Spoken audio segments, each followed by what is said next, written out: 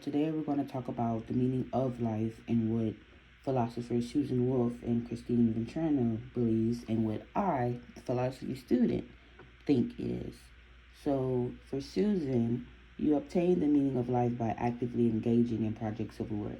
In the reading in the book, she goes on and explains that being actively engaged by the things we do and the people by which we are passionate about, you are exerting yourself. It gives you a feeling of something, a feeling of being alive. She goes on in saying that being actively engaged frequently involves stress, danger, etc., as maybe climbing a mountain or doing something for the first time and you love doing those type of things. Just things that make people feel alive or would assume make people feel alive. But then she also has a second part with projects of worth, which she feels as if it's controversial considering that projects of worth and being actively engaged are two separate things. Going on, she explains that first, being actively engaged by something, as I said before, you have to be in it, not, I'm not going to say boring, but slouch around and just do it simply because you have to do it, but also adding on to projects of worth. Projects of worth to her in the story or the reading was that, like a stay at home mom or a doctor or a lawyer, those things are worthy to us. But she then goes on and says that many people in these lifestyles may not be actively engaged in it, which I agree, simply because you can be a stay-at-home mom, but you're gambling in between trying to keep the household together mixed with having to raise the kids, and who knows, everything might not be in pitch perfect shape with the husband or the wife, etc. The doctor may have to give up a big part of their lives to go to school. The lawyer as well. The lawyer might have to go against their moral code to help a client or whatever. As time goes on, that person, as we know, once put under a lot of stress or discomfort towards things, isn't actively engaged anymore, if we're going by the definition that Susan gave us. She isn't, or she, he, they, not in it anymore. They don't have a passion, they're just doing it because that's what they feel like is morally needs to be done, or a project of worth. I feel like it's controversial to say that what Susan's saying is correct on two bases. One, that everyone's different. Everyone has their own worthy things. Everyone has their own type, way, I would guess, of active engagement. My active engagement might be, I love reading. I'm passionate about that. But it doesn't really have a project of worth unless I'm reading something like a science book to help me study for my exam that I would have to further on get my degree to become a doctor. Right now, you may just look at it as me reading a book. But I know that further on, it's going to boost me further. So who is Susan to say that what I'm doing isn't a project of worth, but I have active engagement? But then, what if I am just reading a fairy tale book or a romance book? I'm actively engaged in it. And who's Susan to say that it isn't, once again, a project of worth? But then going towards the project of worth side, we have a social construct of what's worthy and what's not. And everyone says they're different, but at the end of the day, it's all the things that you hear all the same. Doctors, lawyers, things that you have to go to school for extended education. People tend to look at that as projects of worth. When 9 times out of 10, those people after a while aren't actively engaged in it. So does that also, my question for Susan would be, so does that mean every doctor, every lawyer, etc., just has a project of work but aren't actively engaged in it. So is their life not meaningful anymore, despite they can be in love with it at first and then their life is meaningful, but then moving on, as time goes on and they get bored of the profession, or it's the same thing every day, or something happened, now they're traumatized and now they're not actively engaged in it. So does that mean their life isn't worthy anymore? And I feel like she has a sort of bias, but at the same time I also feel like she doesn't, because she explains basically what I just said, that you can have active engagement, but it isn't a project of work. But you can also have a project of work that has no active engagement. If that's the case, everyone in life has some type of thing that they have active engagement in, but it doesn't have a project of worth, and everyone has a project of worth that they don't have an active engagement in. I'm in college. It's my first semester. But me, on the other hand, I feel like I'm not actively engaged as I should be. But me going to college, being first generation, that's a project of worth in today's time.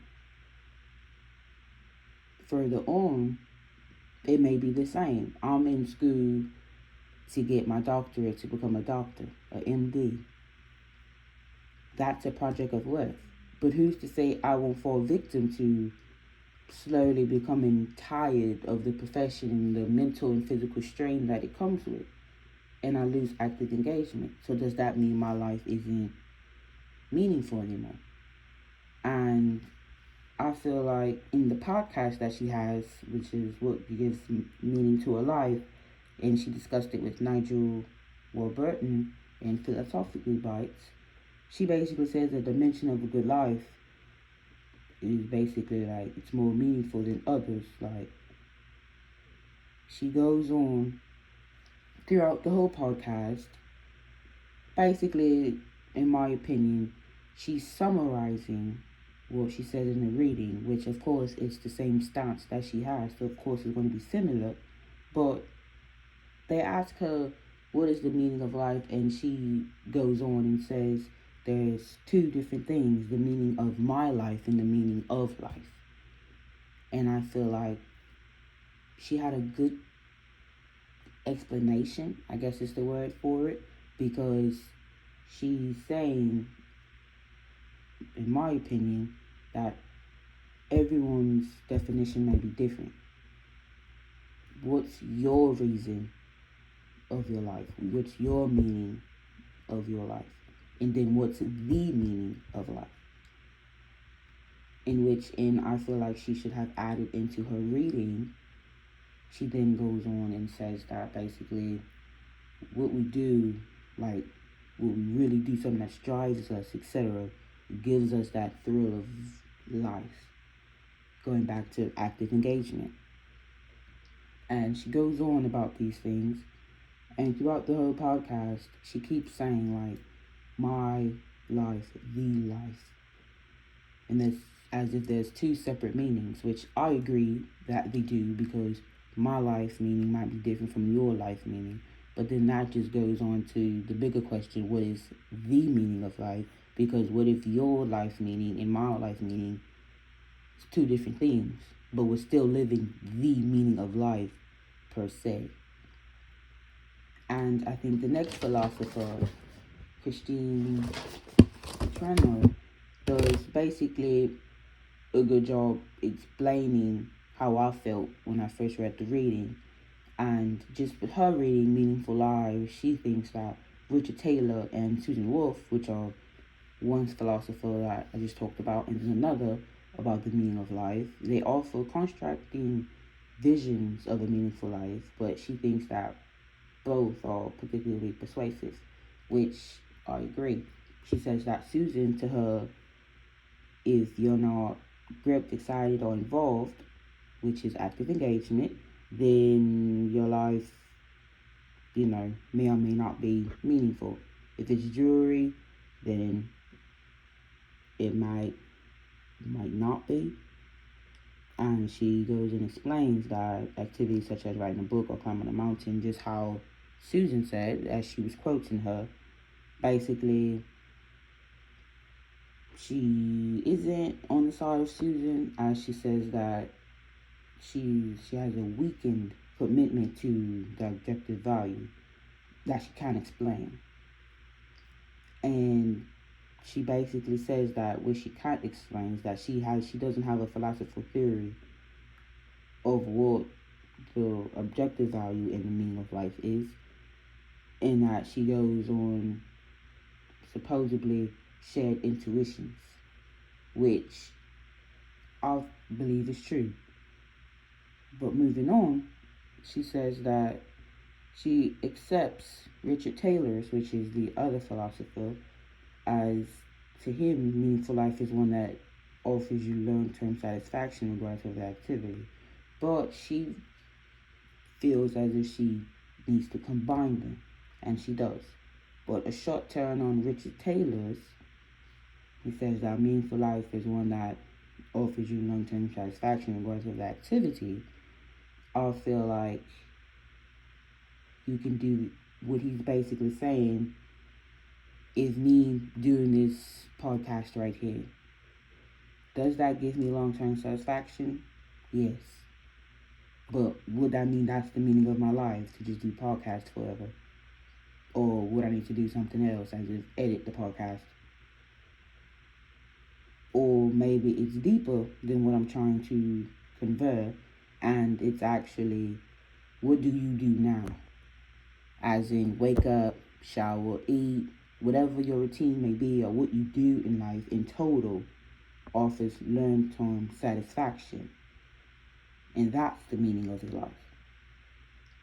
But back to Christine, she basically sums up that both Susan and Richard reading is that that's the meaning of life, which is, it is one in which an individual acts morally while achieving happiness.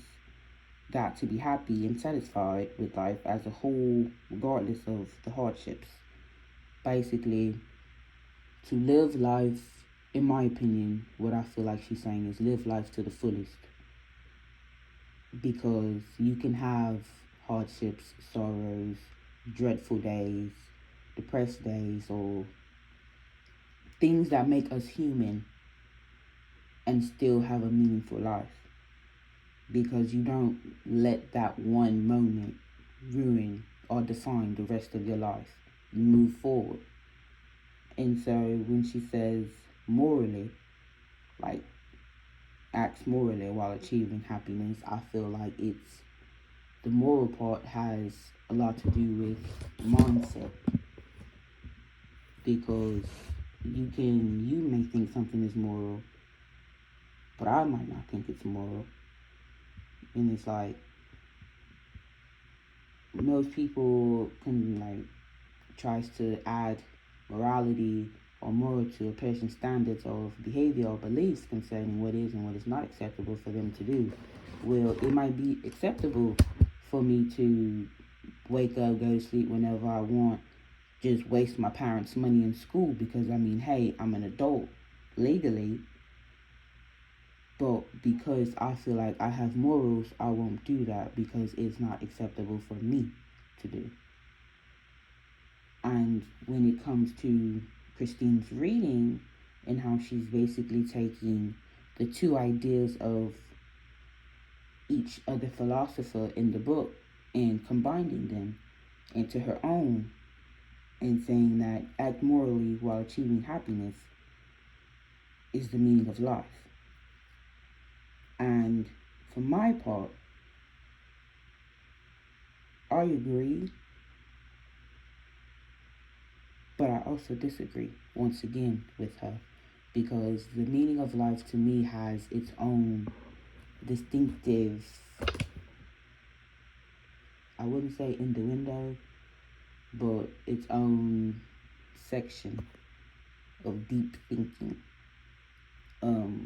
I've done small podcasts here and there about different acts and different people with mindsets, etc. And we talked about the meaning of life.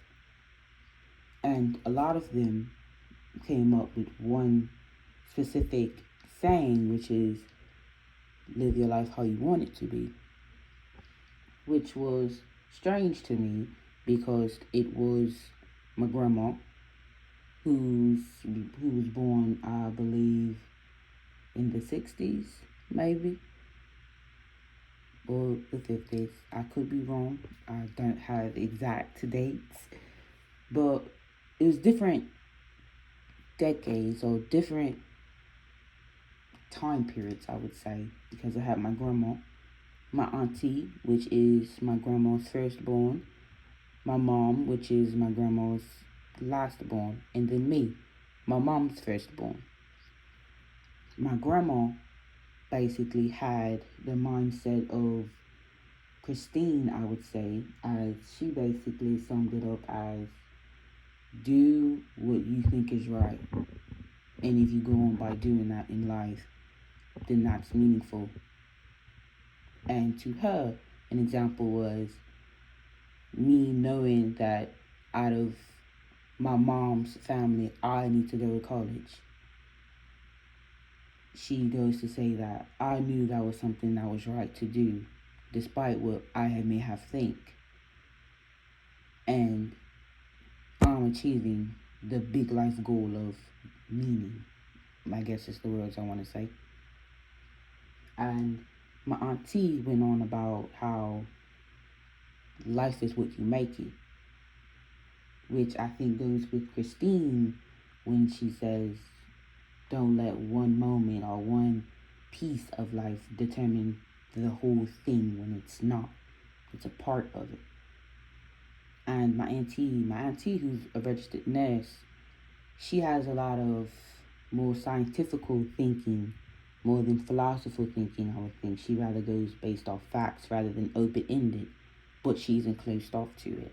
And it was nice to hear how she would try to base facts off her own opinion without sounding biased, which, in my opinion, I wish I would have got a clip. She failed. She goes on and says that seeing different people in the hospital, everyone has different meanings of what they need to do. And she went on and said that, like, she's met a little kid no older than me, and to him, at that time, his meaning in his life was to get his little sister out of that hospital bed. But then the man down the street, his meaning was to be in the doctor's position and not in the hospital bed. Everyone had different lives. Everyone is going to have different opinions. My mom, her life meaning, point blank, was to see all her kids go to college, to support all of them. My mom has 3. Me, my little brother, who's turning 3, and my little sister, who's turning 1. Crazy, I know. She says to her, her life will be meaningful is if she could get every single one of us through college or through what we want to do once we graduate high school. That's her meaning. And me, being born in 2005 rather than in the 90s or 80s or whatever, had a totally different mindset. My meaning in life was to get myself through school and to get my degree for my life rather than my children or the further generations. Me personally, I don't want children. Therefore, when I say my degree, it isn't to take care of my kids, as my mom might say, or to see how other people's lives are, as my auntie suggested, or even what my grandma said. My purpose in life to me would be to finish school and to get my MD. Then the question might be, well, what are you going to do after that? I'm going to work within my degree, and I'm going to live the lifestyle that I want. That would be my meaning. To sum it up into, I guess you can say, one statement, my meaning in life was to be successful and do the things that make me happy rather than what make my children happy or my parents, grandparents, relatives happy with me, myself. And that goes on to what I think the meaning of life is, which is do what makes you happy. regardless of morals, because we're all human. We're all going to make mistakes. We're all going to have different opinions. We all are brought up different. We're brought up with different cultures, different languages, different parts of the world with different backgrounds. We're all not going to think the same. We may be on the same level, same basis, but it won't be the same. They'll have small differences throughout. So who are you to tell me what I'm doing isn't a project of worth? Who are you to tell me that I'm not actively engaged in it? Who are you to tell me, even though I'm happy, that isn't a moral thing to do, therefore you're not living a meaningful life? And then who are you to tell me my life isn't meaningful to begin with when it's not yours? I feel like there isn't just a basic point blank, this is the meaning of life, rather you live it or not. Everyone's life is different. Right now, I'm sitting here talking into a phone for a podcast. Nearly across the world, there's little children being bombed. Everyone has different lives. Tomorrow, I have a free day for my finals. But tomorrow, my mom has to go to work. My roommate's moving out. And me, I'm going to be snuggled up in my twin XL. Everyone's lives are different. So who's for you to tell me how to live mine? But that's all we have for today on the topic meaningful lives. Next week, we're going to talk about the meaning of death, or death as itself.